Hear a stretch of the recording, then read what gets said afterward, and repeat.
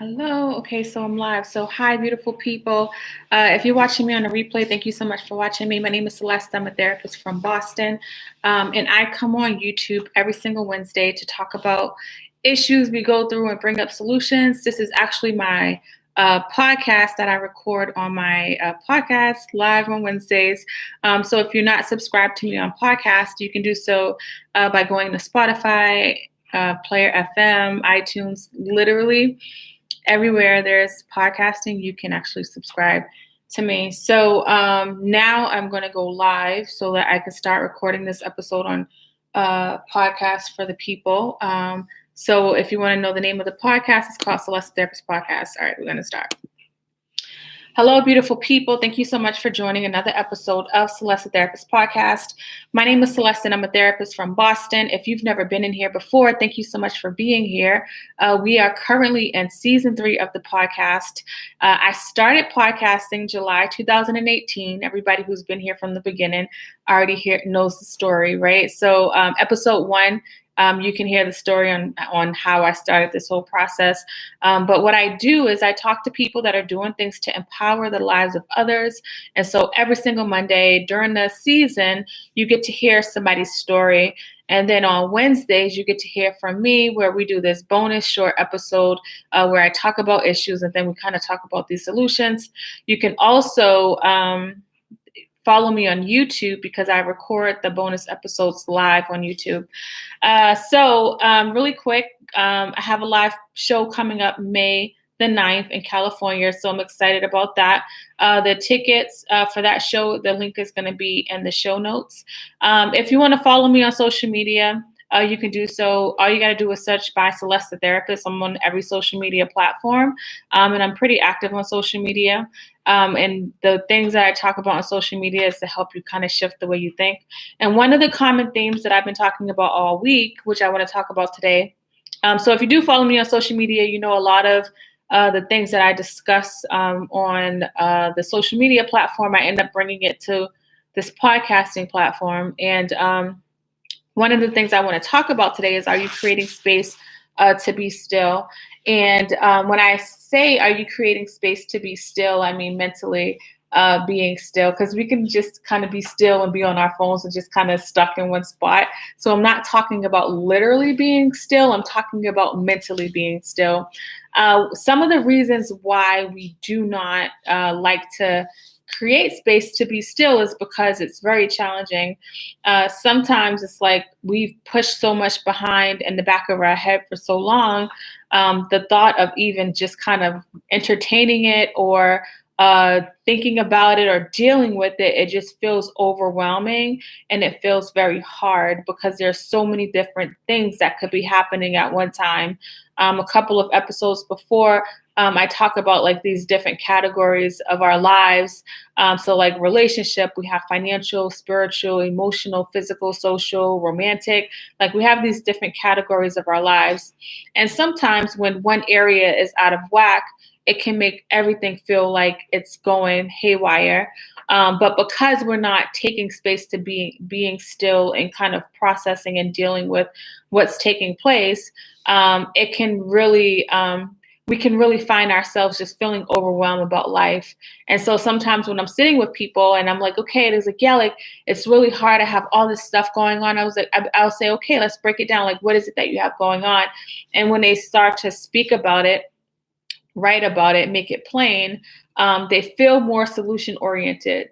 There's something about stopping and pausing and really thinking about what's happening so it won't feel so dire. Like it feels really hard when it stays in your head because all your head does is create all these scenarios that makes it seem impossible to deal with. So instead of being still, what we end up doing is we end up finding a lot of distractions, right? And we may not consciously realize like that's what we're doing. But if we make space to be still, we'll actually start to see that we're actually distracting ourselves because at the moment we have a free time, what are we doing? We're going on social media. We are on Netflix. We are calling somebody. We are dealing with people that are not bettering our lives. We are entertaining unfulfilling relationships. We're waiting for the next party. You get where I'm going with this? There's always something that we're doing that creates it so that we don't have time to actually think about what's taking place. And maybe in the moment, that unfulfilled relationship, the bottle that you pick up, the social media that you're looking at, in the moment, you may feel content, right? It may feel okay because you're kind of masking the anxiety, you're masking the sadness, the anger, whatever is underneath, you're masking it. In the moment, it may feel okay. It's like this temporary relief, this temporary high. But what ends up happening is that it starts to manifest and shows up in different ways. So just because you find yourself masking the struggle that you have does not mean that it just goes away. Because there's a book literally called The Body Keeps the Score. Literally, your body and your mind keeps the score, and it doesn't forget what you have experienced. So even though you try to tune out the noise, right? And I know the noise is hard. Your body and your mind keeps the score, and it continues to hurt us. It hurts us in our relationships. It hurts us with our growth. A lot of times we have these faulty patterns about ourselves, and we want to move forward. We want to grow, but it's hard to grow, and we can't figure out why. A lot of times we'll blame it on certain circumstances, and don't get me wrong, there are certain circumstances that do hinder us from getting to where we want to be. But I think that we lose focus of trying to get more solution focused about what's happening because we're not making space to be still. And so one thing I want to say, if you ever find yourself saying, like, I cannot find time to be still, I cannot find time to do this, I just want to be clear, you're absolutely right. Like you're never going to find time, right? It's not something that you have to find. It's something that has to be created. The same way we create space to survive, right? We go to work when we don't feel like it, right? We do these things that we really don't feel like doing because we're used to surviving. We're used to helping everybody else out before we help out ourselves. And so what I want you to do is work on changing your language and saying, you know what, I got to start creating time. I got to start creating space so that I can take time to process. And this time that you're creating space for to process is not going to be pretty. There's nothing like that feels good about it. And I think, if you've been here before, I'm clear on the fact that it doesn't feel good doing the things that you're not used to doing. Your body is going to reject it. You're introducing a whole foreign concept to your mind and your body. So it will reject you trying to create this time and create the space to do these things that are going to allow you to thrive and really live. So one thing I want to do before we go is kind of talk about these solutions. So if you've never been in here before, when we do these bonus episodes, not only do we talk about the struggle, right? The struggle of not creating space to be still. I want to help you think about some really concrete solutions. And even though I'm a therapist, I want to be clear that I don't think that this is the only way to create the space, right? I don't think that when it comes to mental health and mental wellness, it's a one size fits all. But I have 156 episodes so far. In all of those episodes, people are talking about different ways of healing. So what I do want this podcast to do for you is to give you some creating that space to make time to process something that you have to set an alarm on your phone. Maybe you put it in your calendar. Maybe you even put it in a time slot, not just the list in your calendar, but actually adding it into a time slot, the same way you would add a meeting or a doctor's appointment to your time slot. Add that thing that you're going to do. I'm going to make space to really meditate and think about my day. Meditation is a powerful tool that you can use. And if you are somebody that say that you've tried meditation, it doesn't work, I want you to think about giving it a shot where you're doing it consistently with the understanding that it's not going to feel like it's going to work initially. The thing about meditating and taking space to just breathe and take time to think about your thoughts is that you're working on having more control over what's happening. It's not that we can stop the emotions from happening because we're human. We're going to experience numerous emotions, but the emotions do not have to control us, right? So let's just use fear, for example. And that's a common thing that we all have. And it's a common emotion that stops people from doing things that they want to do, right? So if I can acknowledge the fear that I'm experiencing when I started this podcast, instead of me, and I was listening to episode one, and I specifically said, I'm recording this podcast and I'm starting it with the understanding that it can fail. Like I understand that, like when I recorded episode one, that it may not have taken me to episode 156 where in 120 countries, have 80,000 downloads. I didn't see that during episode one. And so I said that, right?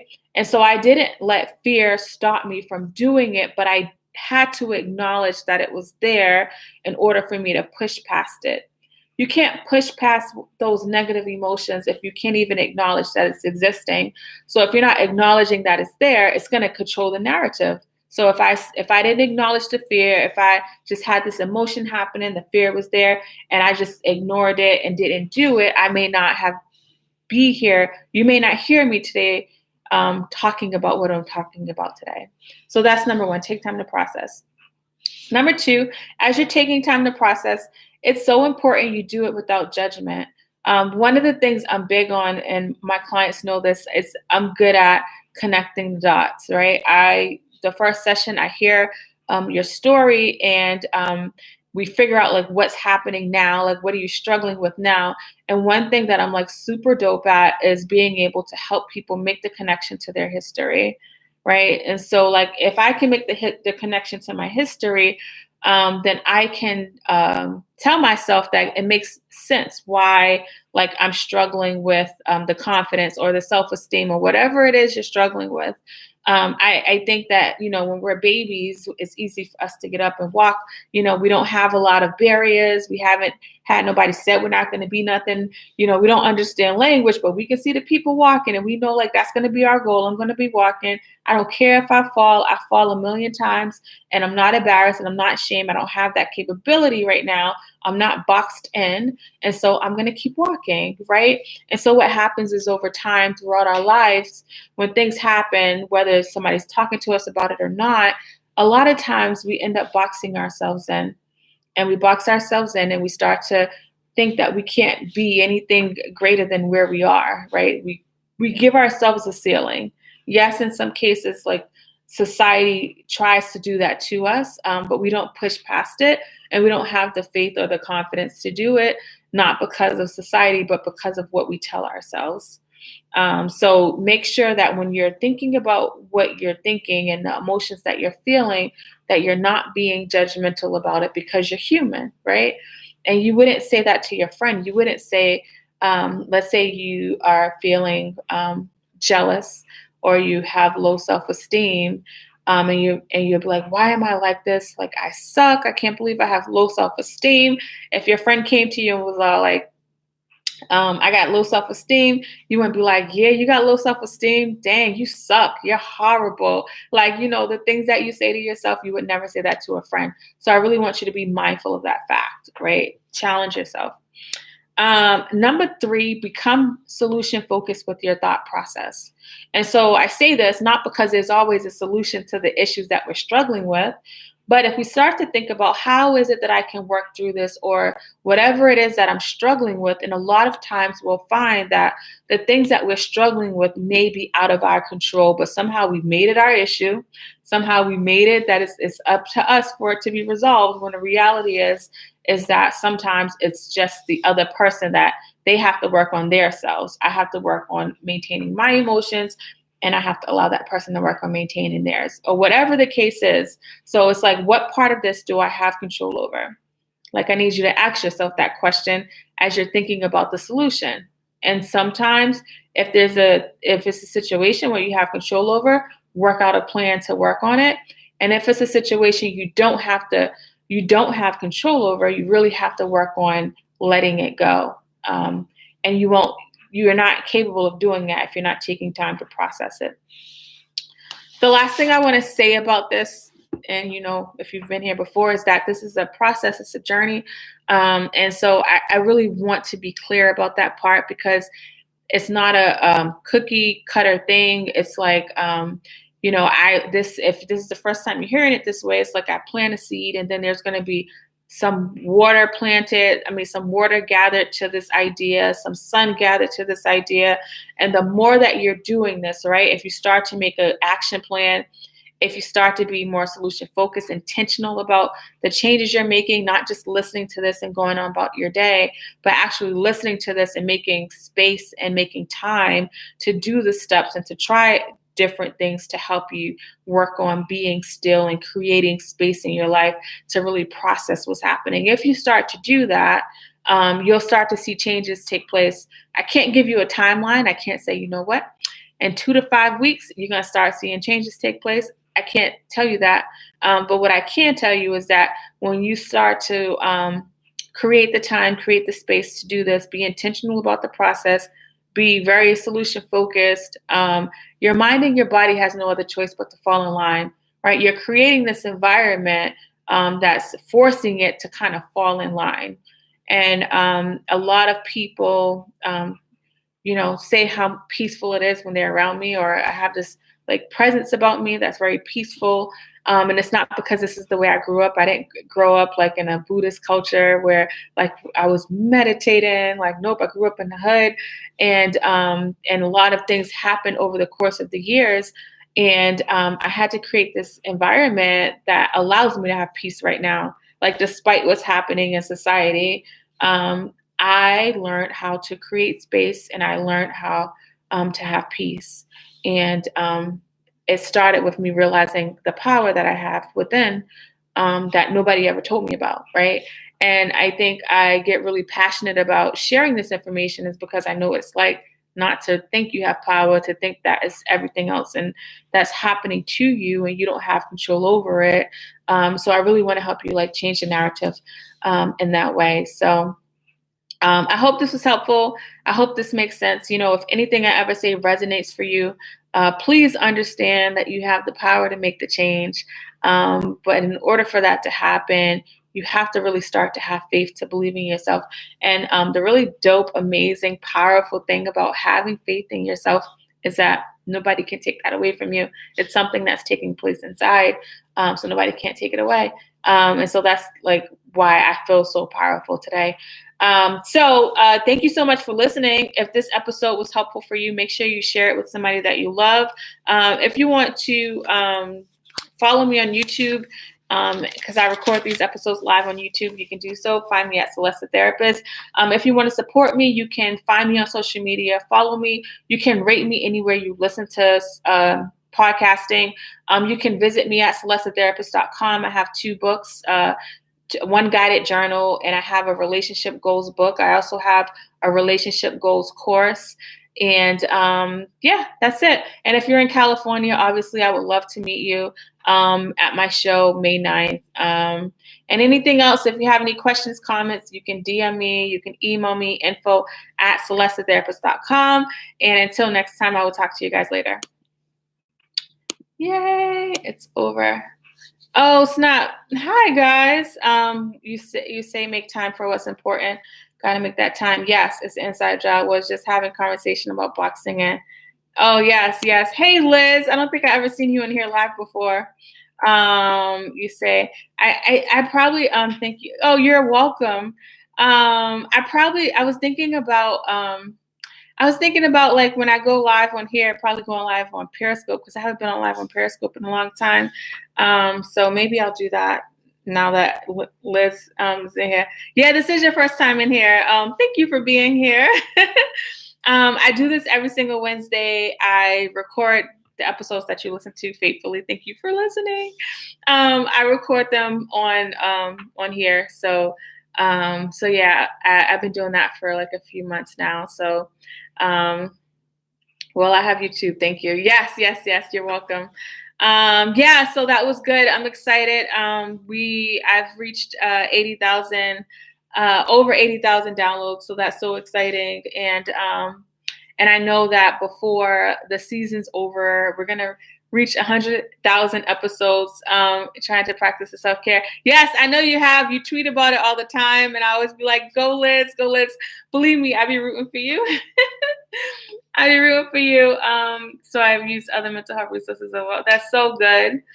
That's so good. Um, I really think that I really think that by like the end of the season, I'm gonna have 100,000 downloads. I'm probably gonna like cry. I was literally, oh, thank you so much. I was literally, listening to episode 1, and I remember recording it. It's like 18 minutes. I'm gonna put it in the show notes, but I remember listening to it, and I was like, wow. I remember as I was recording, thinking like, wow, I'm doing this, and it may not go well, but that's okay. I kept telling myself like, it's okay. Like, you still got to do it. And every time I think about that, I'm like, I wouldn't be here today, like doing this episode today, if I didn't do episode 1. Yes, I know I was on Periscope talking about it. And if I didn't do episode 1, I wouldn't be doing this episode today. So yeah, that's exciting. And I just think like, I'm really passionate about encouraging people because I know what it's like to have fear. But I also know, like, when we stay with fear, I probably should have said this on the podcast too. I think when we stay with fear, it just makes the anxiety so much worse. And so I realized that once I realized, like, if I just let fear dictate what's happening, it's going to make my anxiety so much worse. So you know what I'm going to do?